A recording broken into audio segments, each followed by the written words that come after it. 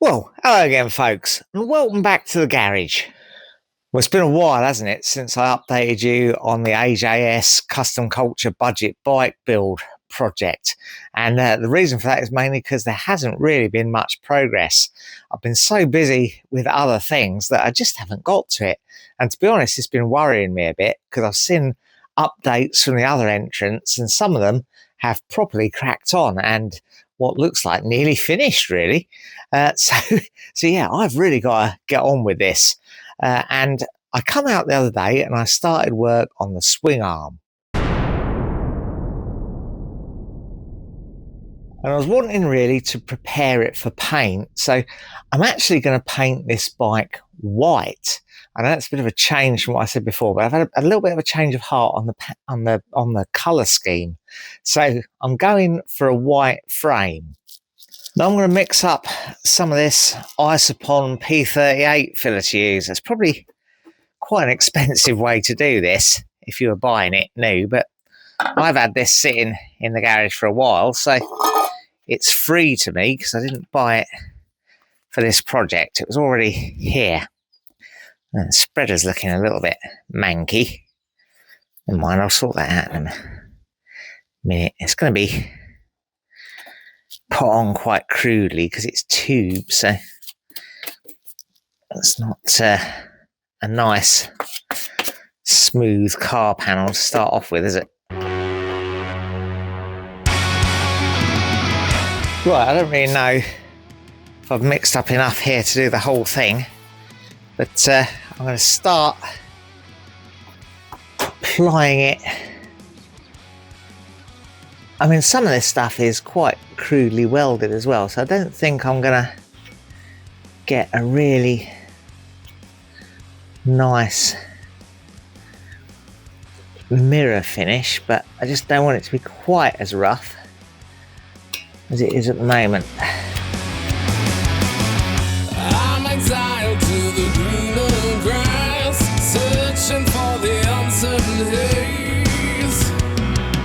Familiar skies and a well-worn path. Oh yeah, I need a cloud to cover up my escape. The clock is an unforgiving warning. Well, there we go. That's most of the worst bits on the sort of outward facing surfaces covered with that Isopon. Now, if you were doing an absolute sort of perfect job, I think you'd probably have to put a lot more on there. But I am pushed for time on this. I don't want to be a perfectionist about it and not make the deadline for the show. So I'm going to let this harden up overnight, and we'll reconvene again tomorrow and have a bit of a sand off of it, and maybe even give it a bit of a top coat. Well, folks, it's the next morning and that Isopon has dried nice and hard. So I'm going to start sanding it down. I'm going to sand down certainly initially with the power sander because there's a lot of it and it's quite tough to sand. So yeah, at least the first pass I'm going to use my electric sander. Right, let's crack on. Is it deep enough to risk it? Am I too broken to fix it? Sinking deeper in the bog, but I see clearer in the fog. In the fog. In the fog. Now, I've saved you watching hours of me sanding, and yeah, I've power sanded it down pretty well. You can see all these white bits are the previous pits where the rust was. There's still some bits need going over like this, but I think I'm going to need to go over them by hand. It has taken quite a while to get to this point, but yeah, I'm going to go and have some lunch, and then we'll press on with this with a bit of hand sanding. My aim is not to get it 100% perfect. I have to be mindful of the time I've got. I've got to get this done before September, and at this rate I'll just be taking a very nice swing arm, nothing else.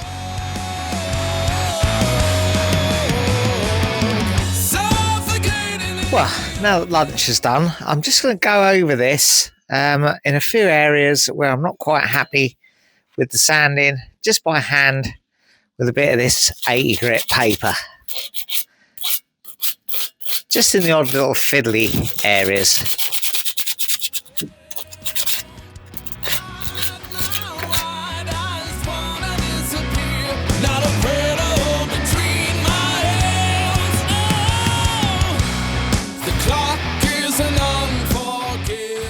Right, now I'm going to give this a bit of a blow off with a compressed air just to get rid of all the dust and stuff.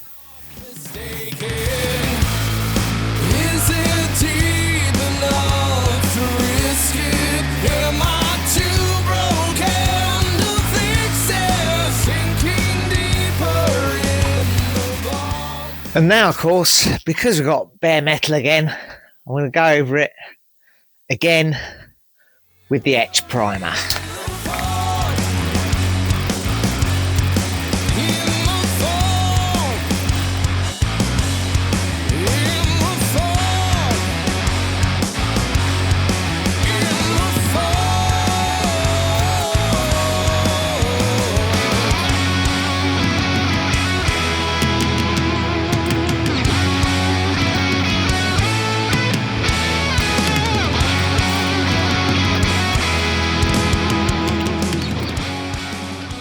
Well, folks, wasn't really my plan to use rattle cans to paint this. I was hoping to get my proper spray gun set up, but I can't really do it round here by the garages these days. There's too many cars and stuff around, and the overspray does tend to drift a bit. Back when I did the old Citroen C25 bonnet, there were definitely days when there were no cars around in the yard. So I'm on the rattle cans.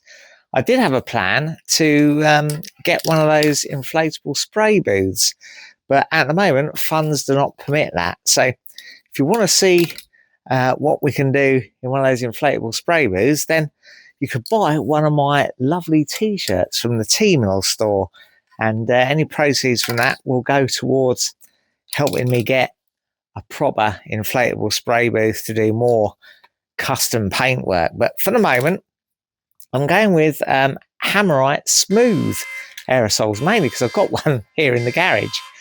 And yeah, it's more expensive than ordinary aerosol, but of course you don't have to put a clear coat over the top, so you do save on the clear coat. So I think what I'm going to do is I'm going to do the frame in Hammerite, which is properly in keeping with the budget theme of this build, I think, isn't it?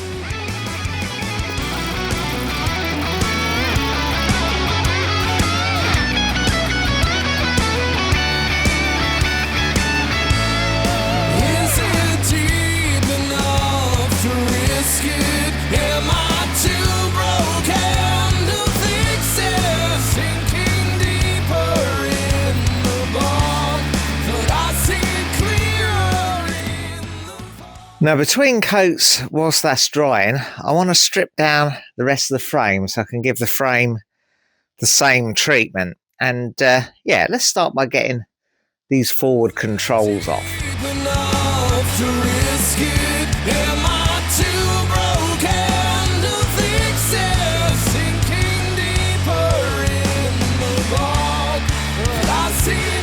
Right, now I think I'm going to take the brake, well, the clutch lever off and the clutch cable, get all that out of the way. And I think I'll take the brake lever off, the front brake, and get all that out of the way. Then we've just got a few bits of switch gear and the grips to deal with on the handlebars.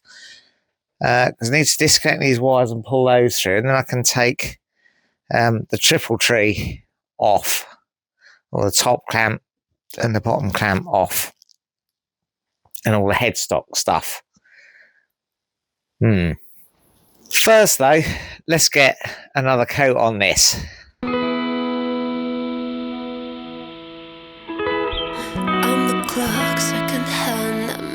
Right, let's crack on with these.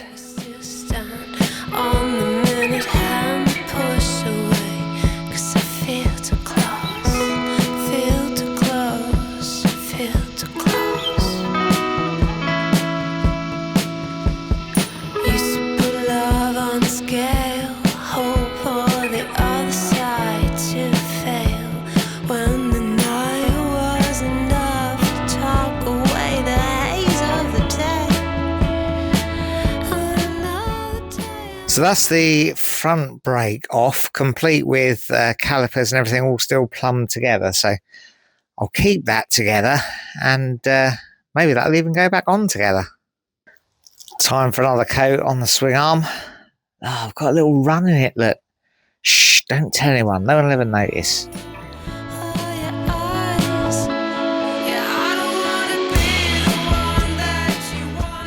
Well, because the wiring from the switches goes actually into the handlebars, and it's routed out there, I'm supposed to keep everything tidy. I think we're going to have to disconnect every single wire from the switch gear.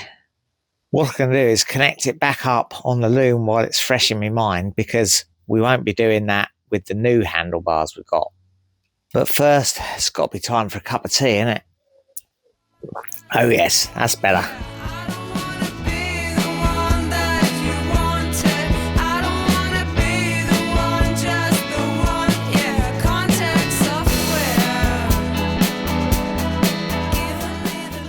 Well, I was going to come back to this subframe and give it another coat of this Smooth Right, but I'm not convinced in it really. I don't think. Yeah, look at this. The grey primer is showing through. I've still got pock marks everywhere. I think I've just rushed this too much. I think, to be honest, this hammerite has got to come off, and I've got to start again on this with a bit more patience. More haste, less speed, as they say. Yeah, I'm not happy putting this into a show. This is absolutely shocking, isn't it? Let's carry on trying to get this switch gear off.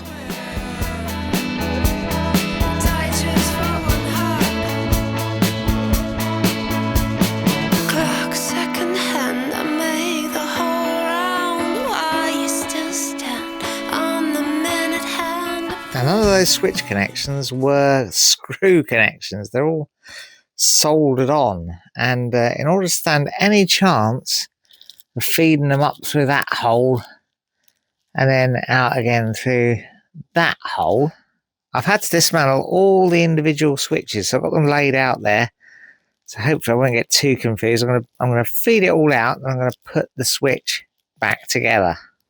What a faff.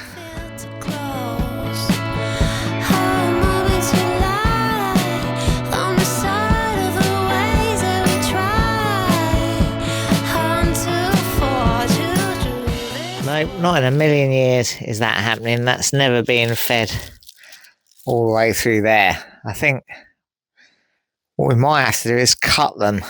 But I'm not going to do it now. What I'm going to do, I'm going to take the whole thing off complete. The top yoke and the handlebars and the wiring. And now the handlebars will just have to come off with the loom.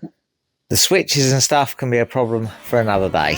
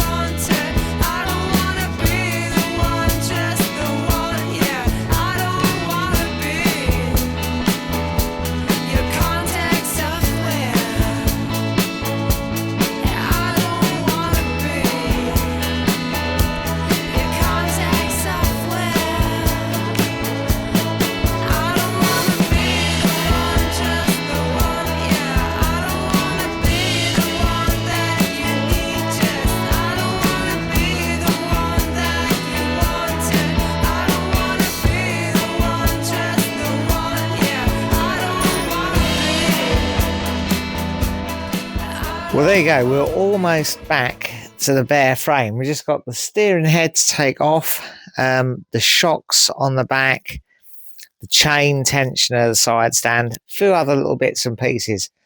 But they're going to have to wait for the moment because I've got some other jobs I need to get done. So hope you've enjoyed following along with me. I think we've made some progress today. And yeah, we'll see you again very soon in the next one.